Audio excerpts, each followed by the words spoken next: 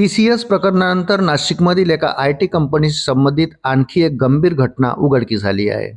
एका महिलेवर लैंगिक अत्याचार करून तिचे जबरदस्तीने इस्लाममध्ये धर्मांतरण करण्यात आल्याचा आरोप आहे. पीडितेच्या तक्रारीच्या आधारे नाशिकच्या पंचवटी पोलीस ठाण्यात गुन्हा दाखल झाल्यानंतर ही घटना उघडकीस आली. पोलिसांनी दिलेल्या माहितीनुसार या प्रकरणातील आरोपीची ओळख तंजीर इनामदार अशी पटली असून तो सध्या पोलीस कोठडीत आहे.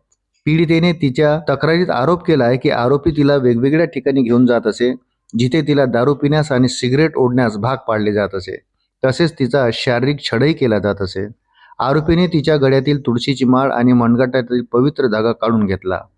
त्यानंतर तिच्यावर एका विशिष्ट धर्माच्या चालीरीती स्वीकारण्यासाठी दबाव टाकण्यात आला. तिच्या म्हणण्यानुसार आरोपीने तिला गजवा-ए हिंदशी निष्ठा राखण्याची शपथ घेण्यासही भाग पाडले. तक्रारीनुसार आरोपीने महिलेवर जबरदस्ती केली आणि आपल्या मोबाईलमध्ये तिचे फोटो काढले. नंतर जानेवारी 2026 मध्ये तिला एका लॉजवर नेण्यात आले आणि ते फोटो व्हायरल करण्याची धमकी देऊन तिचा लैंगिक छळ करण्यात आला. आतापर्यंत केवळ एकच तक्रार प्राप्त झाली असली तरी आरोपीने इतर तरुणीसोबतही असेच कृत्य केले असावे असा पोलिसांना संशय आहे. सध्या पोलीस सखोल तपास करत असून आरोपीची चौकशी करत आहे. या घटनेमुळे सुरक्षा व्यवस्थेवरही प्रश्नचिन्ह निर्माण झाले आहे. अशाच नवनवीन अपडेटसाठी व्हिडिओला लाईक आणि चॅनलला सबस्क्राईब जरूर करा. धन्यवाद.